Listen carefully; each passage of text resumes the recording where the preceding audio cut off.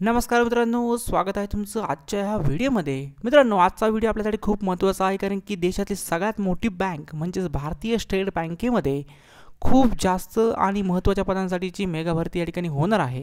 तर मित्रांनो, पदाचं नाव असताना या ठिकाणी junior associate customer support, okay, ज्यालाच की आपण दुसऱ्या भाषेमध्ये क्लर्क हे म्हणतो. तर ह्या क्लर्क पदांसाठीची भरती या ठिकाणी होणार आहे. ज्युनियर असोसिएट या शब्द इंग्लिशमध्ये नाव आहे त्याला, ओके. तर बेसिकली नक्कीच या ठिकाणी आपल्याला अप्लाय करायचं. या ठिकाणी ऑनलाईन ॲप्लिकेशन चालू होत आहेत, चालू झालेत. बेसिकली 17 डिसेंबरपासून अर्ज करण्याची लास्ट डेट असणार आहे. 7 जानेवारी 2025 अर्ज करू शकता या ठिकाणी, ओके. तर विविध स्टेटनुसार या ठिकाणी वॅकन्सी टेबल तुम्ही पाहू शकता. या ठिकाणी जर तुम्ही अप्लाय करताय तर तुमची प्रिलिम्स एक्झामिनेशन जी आहे ती टेंटेटिव्ह फेब्रुवारी महिन्यामध्ये होईल, आणि बाकीची जी मेन्स आहे ती तुमची मार्च किंवा एप्रिल महिन्यामध्ये या ठिकाणी होणार आहे. हा एक पॉईंट लक्षात ठेवायचा आहे. जागा तुम्ही स्टेटनुसार पाहू शकता, कोणत्या स्टेटला अप्लाय करू शकता. फक्त तिथली रिजनल लँग्वेज तुम्हाला येणं आवश्यक आहे.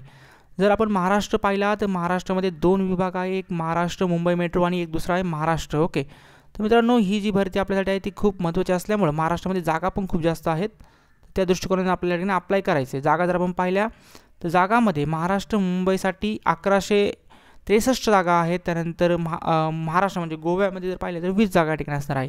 ओव्हरऑल ही जी भरती आहे ती होणार आहे 13,735 जागांसाठीची ही मेगा भरती होणार आहे. त्यामुळं भरती खूप मोठी असल्यामुळे नक्कीच आपल्याला या ठिकाणी लक्ष द्यायचं आहे आणि फॉर्म भरायचा आहे, ओके.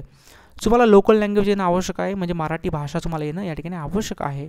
त्यानंतर इम्पॉर्टंट नोटीस पाहू शकता, या ठिकाणी बाकीची माहिती घेऊ शकता. इसेन्शियल क्वालिफिकेशन जर आपण पाहिलं तर कोणत्याही शाखेतील पदवीधर उमेदवार या ठिकाणी अप्लाय करू शकतो. असं काही नाही की ही शाखा पाहिजे, तर कोणतीही शाखेतील पदवीधर उमेदवार या ठिकाणी अप्लाय करू शकता. इंजिनिअरिंग, डिप्लोमा नाही, BA, BCom, MSc कोणीही अप्लाय करू शकतं. असं काही नाही आहे, रिस्ट्रिक्शन नाही आहे.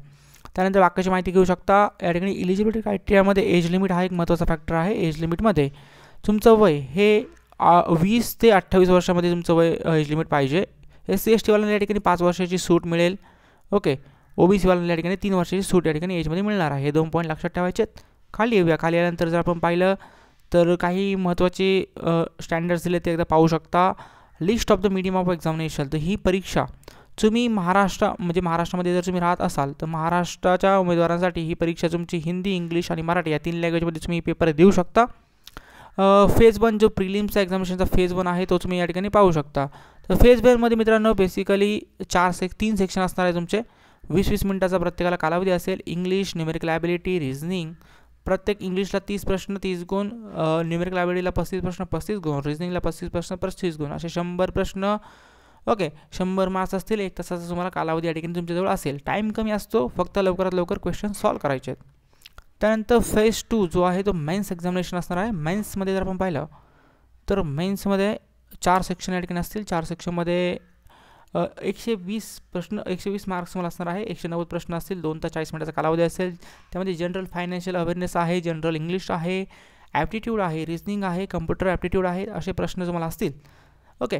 त्यानंतर खाली येऊया. खाली आल्यानंतर सिलेक्शन प्रोसेस जर आपण पाहिली तर तुमची ही प्रिलिम्स आणि मेन्सच्या बेसिसवरती होईल. जर उमेदवार जास्त असतील तर या ठिकाणी तुमचा इंटरव्ह्यू देखील होऊ शकतो, पण असं काय मेन्शन नाही आहे मित्रांनो, ओके. खाली येऊया. अजून काय आहे का महत्त्वाचं. तर मित्रांनो, परीक्षा फी जर आपण पाहिली तर SC ST उमेदवारांसाठी कुठली परीक्षा फी नाही आहे. जनरल OBC EWS वाल्यांना मात्र ठासलेली आहे त्यांची. त्यांना बऱ्यापैकी 750 रुपये या ठिकाणी परीक्षा फी द्यावी लागेल, ओके. त्यानंतर खाली येऊया. बाकीचे काय महत्त्वाचे पॉईंट्स आहेत का. तर मित्रांनो, एवढे काय महत्त्वाचे पॉईंट्स नाही आहेत. एवढंच महत्त्वाचं होतं, ते तुम्ही कवर केलं आहे आपण. काय डाऊट असेल तर कमेंट बॉक्समध्ये विचारा. चॅनल असाल तर चॅनलला सबस्क्राईब करा. धन्यवाद.